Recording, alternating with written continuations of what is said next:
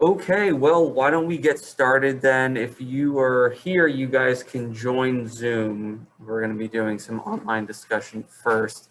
And we'll spend most of this period just going over that last scene of Othello, which hopefully you read was assigned. So you should be done with the play, and we'll go over the ending.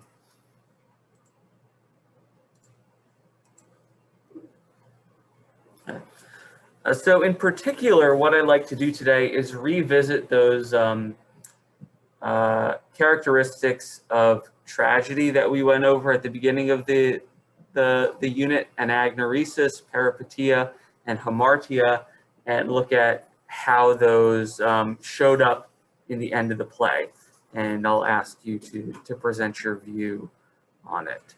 Okay, we'll also talk about some of the major moments in that scene and how everything wrapped up. As you know, you have your test this week on Othello. That's on the 29th. So make sure you're preparing for that, paying attention so you know what to expect when that day comes. Okay, we'll spend the rest of the week just kind of doing review for the test as well. Does anyone have any questions for me before we dive in?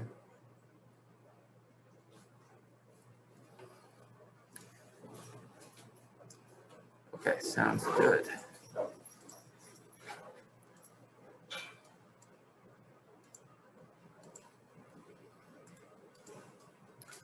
So I don't want to jump right into literary analysis because it's Monday, and it's especially for you all, it's early on Monday. So I thought we'd get our brains working with a sort of open-ended discussion. So one of the interesting things about Othello is the play and the character is how strongly he feels like he's doing the right thing, how strongly he feels that he's been wronged, and by killing his wife, he's setting the world straight. He's punishing someone who deserves punishment. Even if you look at him, and even if you were to give him the benefit of the doubt there and say, okay, you know, he genuinely thought that he was cheated on, you might look at that and say that's a pretty strong way to get even, like strangling or smothering your wife. Like, why not just leave her? So he would feel like he was doing what was just, but we might not necessarily view that. We would just see that as revenge, even if Desdemona had legitimately cheated on him. So this is my opening question for you. You know, justice and revenge are kind of, you could say, two sides of the same coin. Where's the line between them? You know, how do you, if someone wrongs you and you seek to get back at them on some way, how could you say if that's getting justice for what's wrong?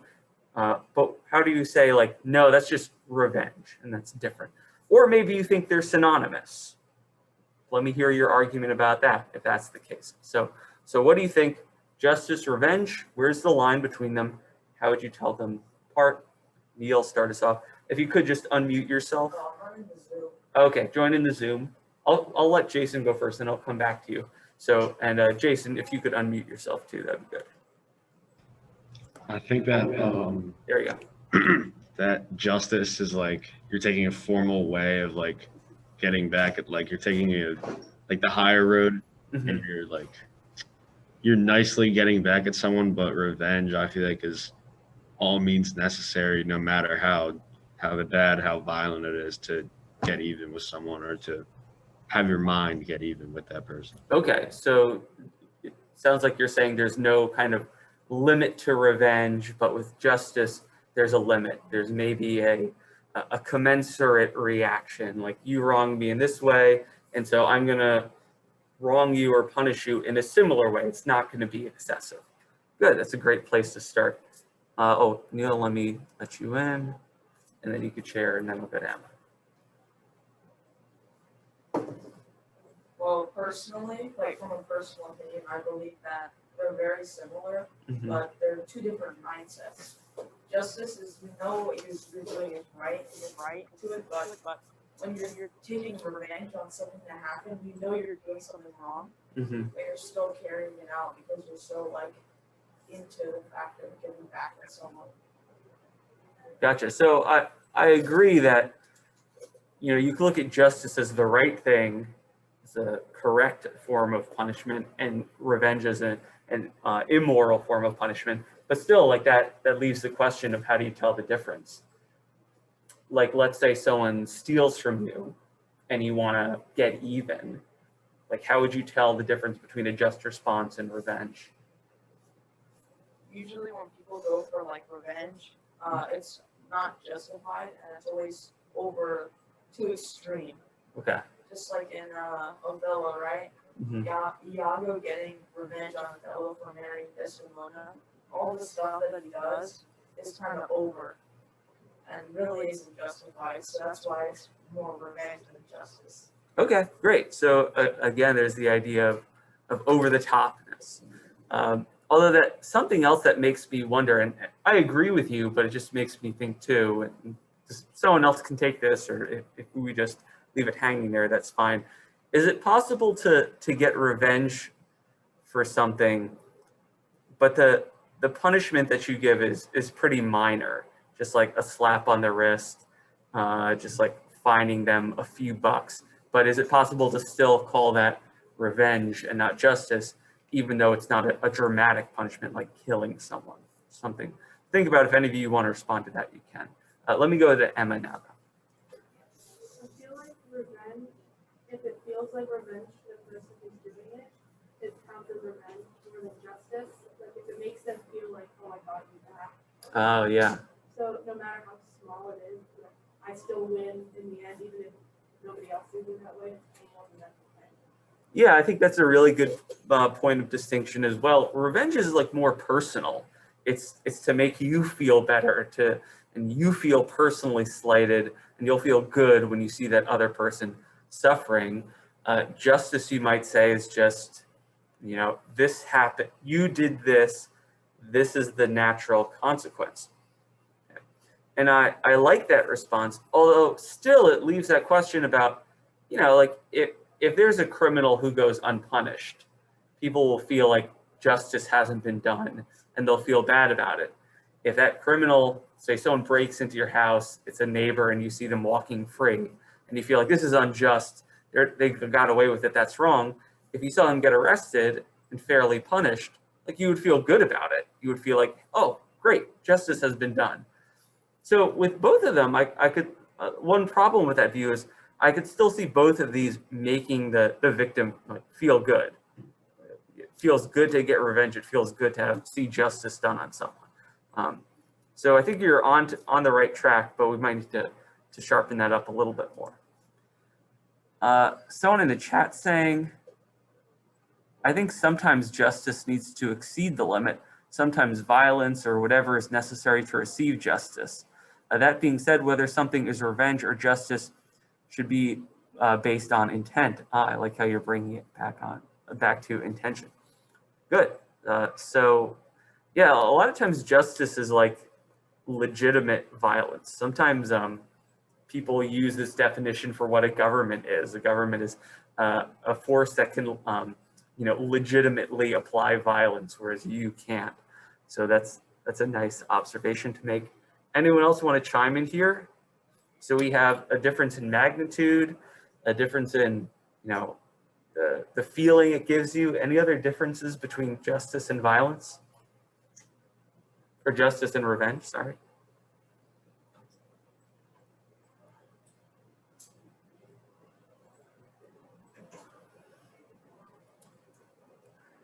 What about the person who's dealing out the punishment? Does that have anything to do with it?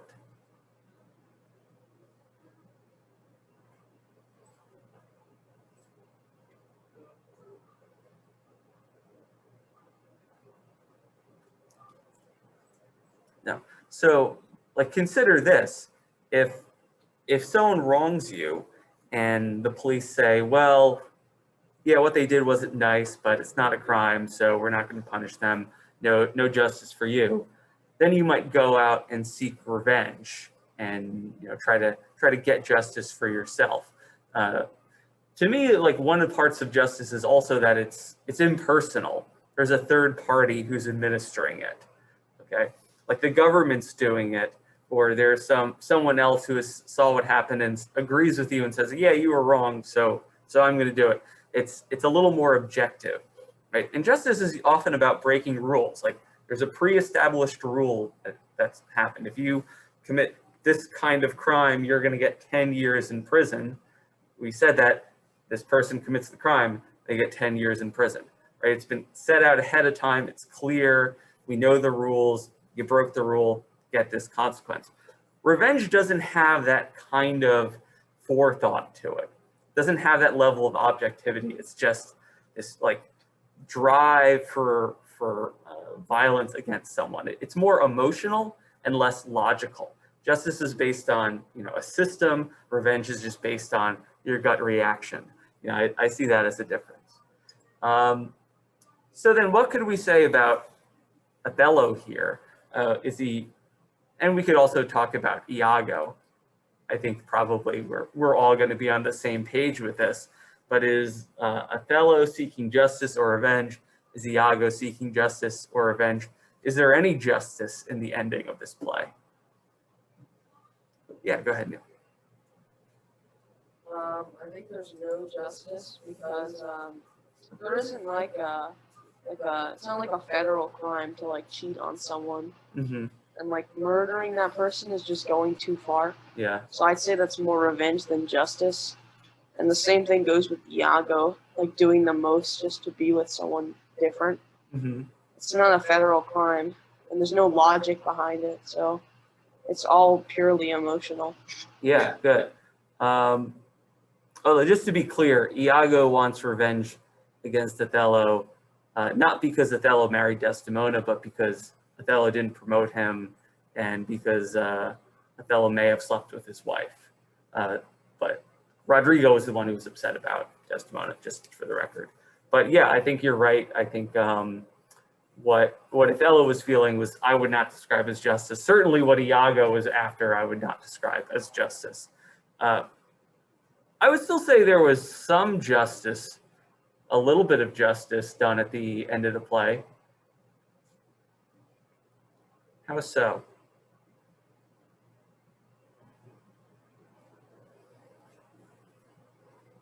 Emma? Wasn't Iago arrested? Yeah, I would say when Iago was captured and arrested at the end. So at least his plan was unraveled. He was caught. So there's justice in that Venice has him. He's going to go to jail for the rest of his life. So may not be satisfying, but at least he doesn't get away with it in the end. Okay. Any other thoughts about justice versus revenge?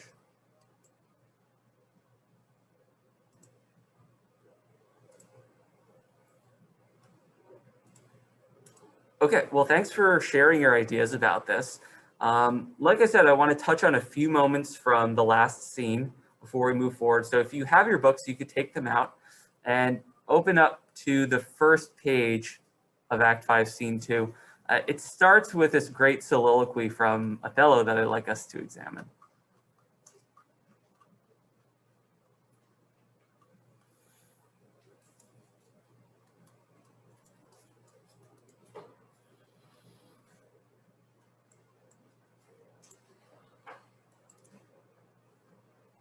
You can also look at it up here if you'd like.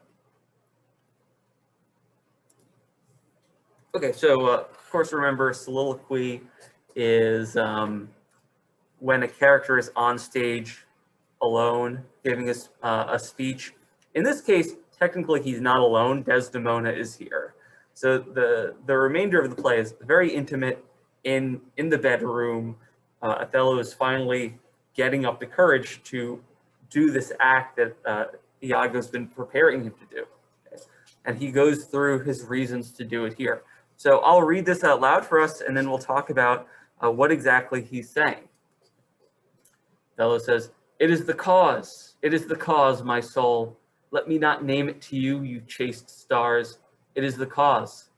Yet I'll not shed her blood, nor scar that whiter skin of hers than snow, and smooth as monumental alabaster.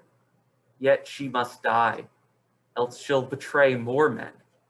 Put out the light, and then put out the light.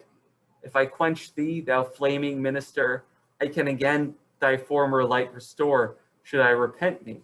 But once put out thy light, thou cunningest pattern of excelling nature, I know not where is that Promethean heat that can thy light relume. When I have plucked the rose, I cannot give it vital growth again. It needs must wither. I'll smell it on the tree. O balmy breath that dost almost persuade justice to break her sword. One more. Be thus when thou art dead, and I will kill thee and love thee after. One more, and this the last. So sweet was ne'er so fatal. I must weep, but they are cruel tears. This sorrow's heavenly. It strikes where it doth love.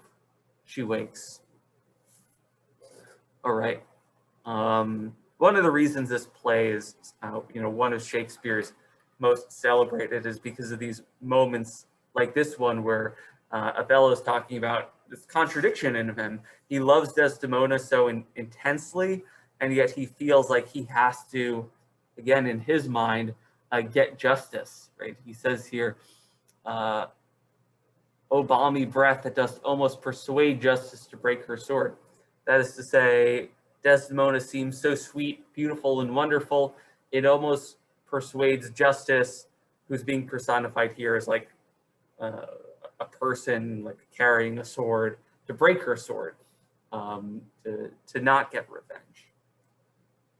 So always Othello is conflicted about what's happening. And here in particular in this soliloquy, what's he thinking about in this part? What are some of the thoughts that go through his head before he commits the murder? Sure, Emma. He doesn't really want to scar her, like, still loves her, he just doesn't leave any markers in mind for what he did. Mm-hmm. Yeah, good. It's interesting. It says here, I'll not shed her blood. And you might read that and be like, what do you mean you won't shed her blood? You're about to kill her. And what he means, he literally will not cut her, open her up in any way, nor scar that whiter skin of hers than snow. Right? So there's this idea here of her whiteness and purity and innocence, but also here he's drawing a contrast between himself, a more darker skin, and her with whiter skin.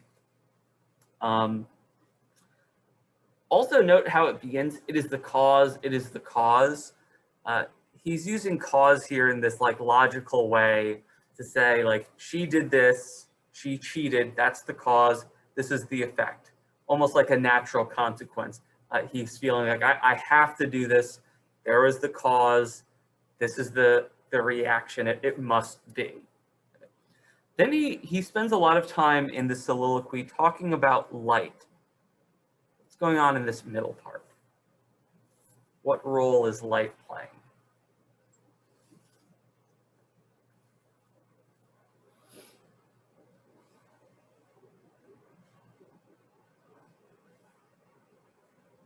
Also, as an aside, I think it's funny that he says, yet she must die, else she'll betray more men. It's like, that's not why you're doing this. He's just clearly trying to convince himself. He's not worried that like she's going to do it again. He's just trying to rationalize this terrible thing he's about to do. But right after that, he says, put out the light, and then put out the light. And it might seem like, well, why are you repeating himself? Why are you repeating yourself here? But he's using put out the light in two different senses. So what are those two senses? Okay.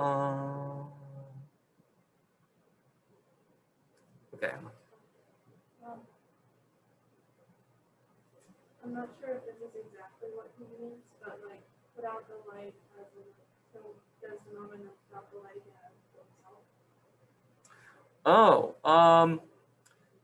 Well, would he have like a real reason to kill himself yet? Probably not, because like the reason that he kills himself is because he realizes that he was unjustified. So you're on the right track. I do think one of these is about killing Desdemona. The other reason is more literal. Neil. I think the first time it says put out the light, it's like show everyone like what's happening. and then put out the light as in like, destroy it or kill Desdemona. Well, I think it's not even like I think we're overthinking it because it's not as deep as you're saying. Although, like you're right with the second part for sure. He just literally means turn off the lights, like blow out the candle. Like he wants it to be dark, so he doesn't have to see what he's gonna do, and he doesn't want Desdemona to necessarily see what's happening either. It would be easier if she stays asleep. But he uses this idea of putting out the light. This is olden days, so it's candles. So he's saying blow out the candle. And he uses that as an extended metaphor to talk about her afterwards. So he says, if I quench thee, thou flaming minister here is the candle, right? If I quench the light, if I snuff out the light, I can again thy former light restore, should I repent me. Okay. But so if you have a candle, if you repent me, if you like repent or sorry that you turned off, if you blew out the candle, you can relight it pretty easily, restore the former light. But what's he saying here?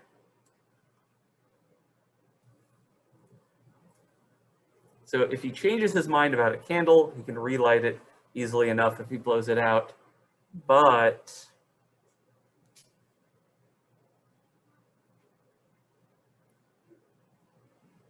Chloe? If he kills Desdemona, there's no way to bring her back. Yeah, exactly. So put out the light, put out the light. I can blow out the candle, put out the light of life in Desdemona. One can easily be restored, one can't. So what he's recognizing is the gravity of the situation. Am I really going to go through with this? This is one decision, and there's no coming back from it, right? And he just expresses it in a really cool way. Once your light's out, and he's calling Desdemona a cunning or like a brilliant pattern of excelling nature, or this beautiful specimen. I know not where is that Promethean heat,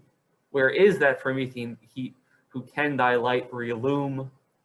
Relume is just a cool word. It's a good example of what Shakespeare does. Like he just invented this word lume as in illuminate, like relight. Promethean heat. Anyone know what this is an allusion to? Obviously the Ridley Scott movie. No. Neil, what's Promethean heat a reference to? Isn't that that dude that created fire in like Greek mythology? Yeah, well, he didn't create fire, but it sounds like you're talking about the right guy. Anyone want to add anything to that? Yeah, so what he did was he helped create humans, and he stole fire from the gods of Mount Olympus, brought that fire down, and the fire was, fire that helped civilization emerge, but it's also metaphorically life and intelligence.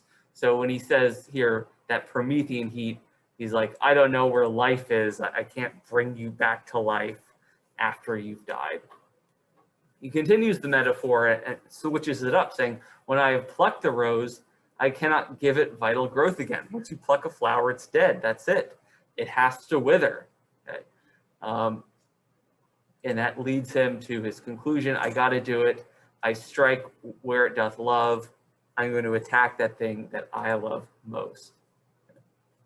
So, of course, he goes through with it, and fittingly, he chooses to commit the murder in the bedroom where he feels like he's been wrong. He smothers Desdemona until she suffocates and dies. That's where things sort of unravel. So let me switch it up here and give you this next task. So we talked about Aristotle's tragic story elements. There's the anagnorisis, the realization, the peripeteia, which is the reversal, and the hamartia, the tragic flaw. The anagnorisis is that moment of epiphany, the moment of seeing clearly, the moment where the hero realizes what they've done wrong, that their life is changed forever. peripeteia is a reversal in the fortune. It's like the nosedive. Like things are going fine, and then like, oops, oh no, things are terrible now. And the peripeteia, it's really more of a process, but you could maybe point to a moment where things get really bad, right? And the peripeteia usually happens right after the anagnorisis or shortly after. And the hamartia is the tragic flaw, right? It's the thing that leads to the peripeteia, the reversal, that character flaw that both leads to the hero's success, but also baked in there is the ingredients to his downfall. So scan through Act 5, Scene 2 again. Take a few minutes to do this. See if you could pinpoint, or at least as close as possible, what is the anagnorisis, what is the peripeteia, what's the hamartia, or at least lines that reflect those things. There isn't necessarily a right answer to all of these either. So what you might have to do is make an argument about what you see as the anagnorisis. Make an argument about what you see as the hamartia, and then we'll talk about what options you come up with. So let me give you 5 minutes to do that. I'll check back in at 8:40. See if you could find each of these three in that scene.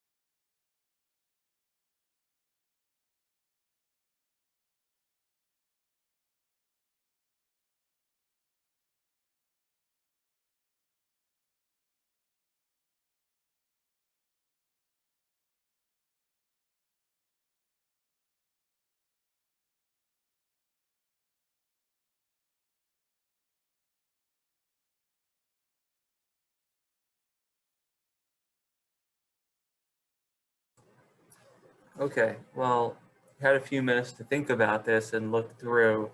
So why don't we start off with the anagnorisis, and as we go, we'll talk about some other key moments from this. So someone start us off. Where did you see the anagnorisis? If you could point us to a particular line or page, please do. What say you?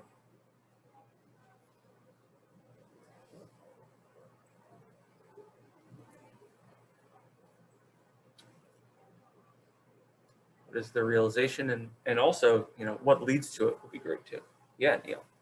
Well, I think the realization is around lines like 10 to 14 when he makes analogies towards the Promethean heat and the rose. Then he like realizes that this is the only option.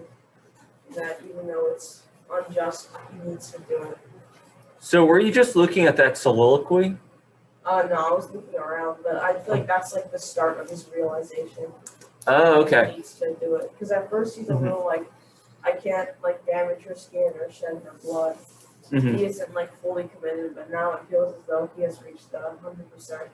Okay, that's a good point, and I definitely agree that it makes sense to say that at that moment he is fully committed.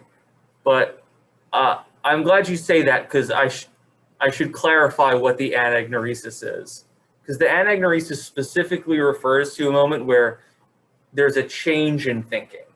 So it's the moment where he realizes that he's made a terrible mistake. So he was thinking one thing, thinking this is how the world works. The anagnorisis is like, oh no, the way I was thinking was totally wrong. So in this case, what would the anagnorisis be? I thought it was on page 91, line 55, when he was kind of like explaining what Rodrigo and Cassio, like what they had to do with it. He realizes that this mode was telling the truth and she wanted to do it. Right, yeah, so the anagnorisis has to be the moment where he realizes, oh crap, I've been lied to this whole time. My wife didn't cheat on me like I've been thinking this whole play. Iago has been lying to me. He's not just honest Iago. That realization is the realization that he's been duped. He's killed his wife, the person who has been honest to him this whole play, like one of the only people, and now he can, like the point he just made, once you pluck a rose, you can't plant it back in the ground. It's too late. He's made an irreversibly bad decision. So you're saying it's when he's talking to Lodovico, and Lodovico mentions that. Where exactly was that again? It's an article that's 355, so sir, you shall understand what has befallen, which, as I think you know about. Gotcha. Okay, that's fair. I see a different moment personally, although I think there are different arguments for where the anagnorisis is. Does anyone else have a different moment for that moment of epiphany where he realizes what he's done wrong?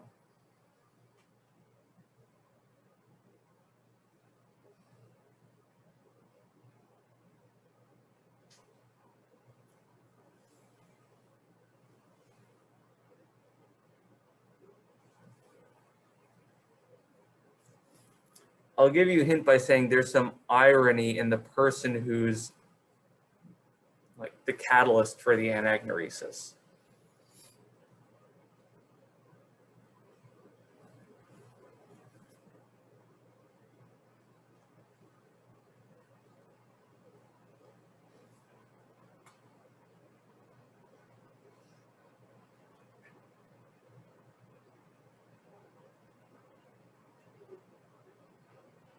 So who's the person that without this person, there wouldn't be the definitive proof that Iago is lying? Who really seals the deal and shows Othello that he was being lied to in this scene? And then who dies shortly after? Yeah, exactly, Emilia, right? Emilia is the one who comes in and says, wait, that handkerchief?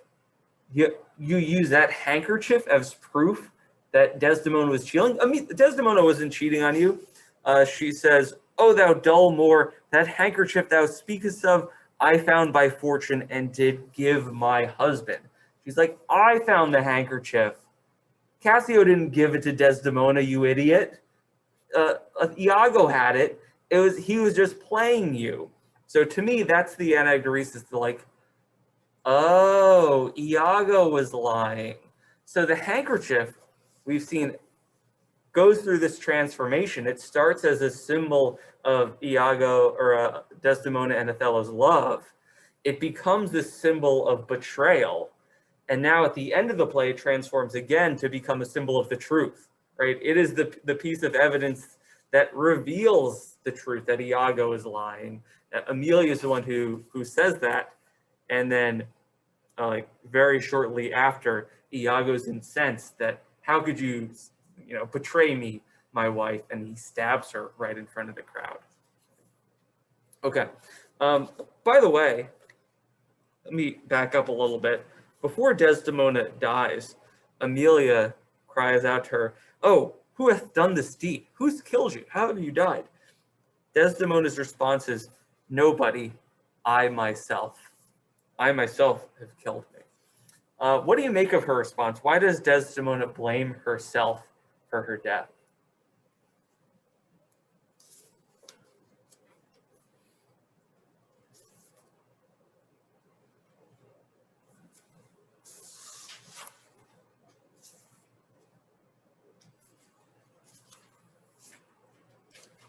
Or at least, what does that show us about her?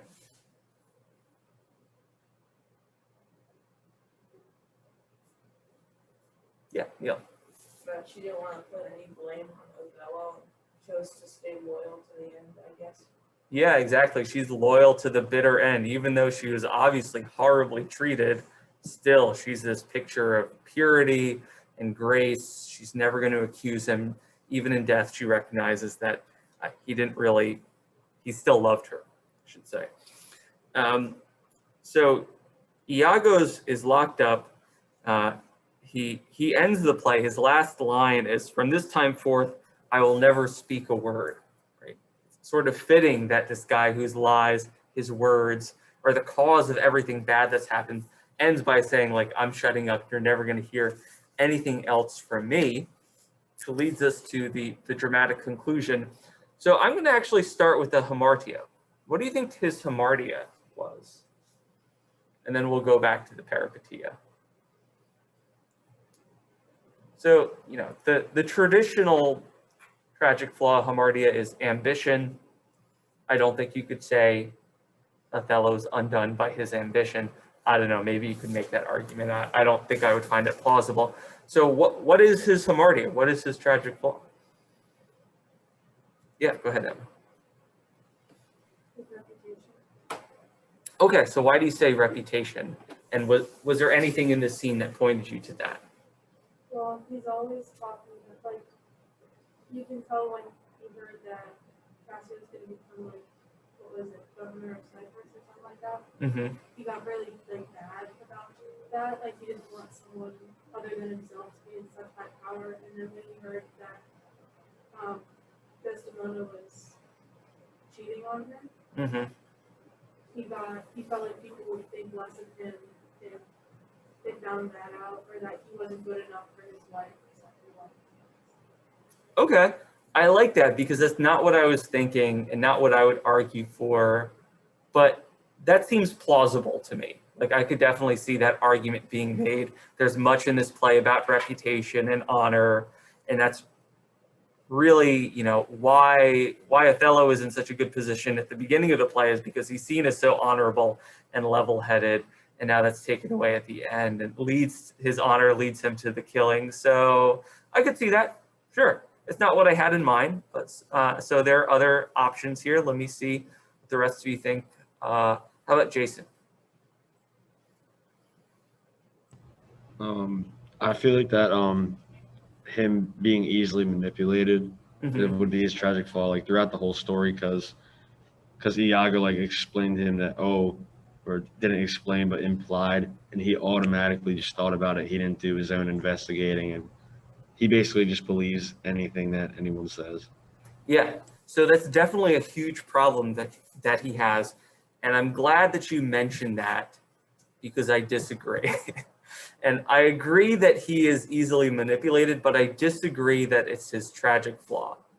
The reason why is, as I've been mentioning, the tragic flaw is the thing that helps him succeed, but also helps him fail. Just like ambition would help someone rise to power, but then too much ambition would cause them to fall. So he falls from grace. He kills Desdemona because he's gullible, but he doesn't become a successful general because he's gullible. It's something else in him that's making him gullible. What do you think, Neil? Along with everyone's saying, I was gonna say is pride. Okay, say a little more Like, about that. He's got a lot of pride in himself, and like that's how he was confident in himself. That's how he rose to power.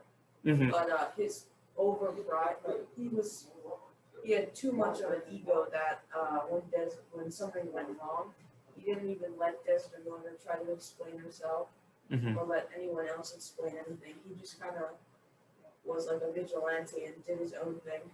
Okay, sure. I just like with Emma, I definitely agree with that. Like you can make that case, and he's certainly very concerned with honor and justice. He's just misguided, and that fervor for justice leads him to wrongdoing. The line I was thinking about, though, that points to what I see as his tragic flaw is in his last speech. Anyone notice something that he says that explains what he did and why he did it?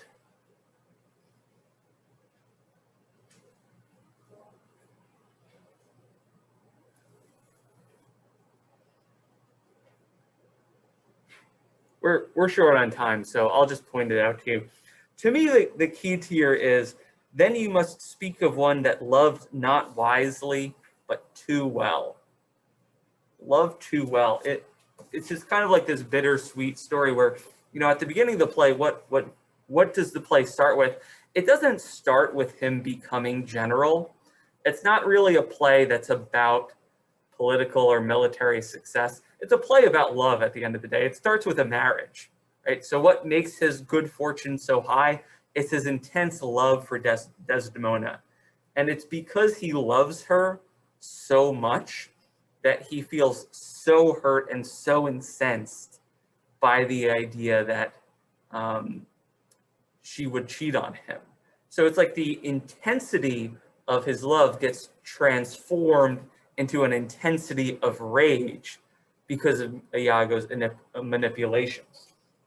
He would, if he just like kind of liked her, it wouldn't have ended in murder, right? But it's because of that transformation of passions that we see this. He loved not wisely. He didn't really know what he was doing. He just loved her too much. Not easily jealous, but being wrought, perplexed in the extreme. He doesn't become jealous easily, but when he is jealous, it's all consuming. Okay. But like I said, I think there are a couple of takes on this. That's what I see as the hamartia. So let's end quickly just with the peripeteia. Where do things really go downhill? Again, it's a gradual process because there's lots of bad things that happen before this, but what's like the culminating bad event? Yeah, Neil. When Rodrigo and Cassio fight, and well, pretty much both of them die. You see that as the turning point? Okay, sure. That's when everything has been boiling up to that point, but that's when real violence and real action has been taken. Okay, I think that's reasonable too. Again, it's not what I was thinking of, but if you're looking at a turning point where things like where the downhill starts, I think that's fair to point out.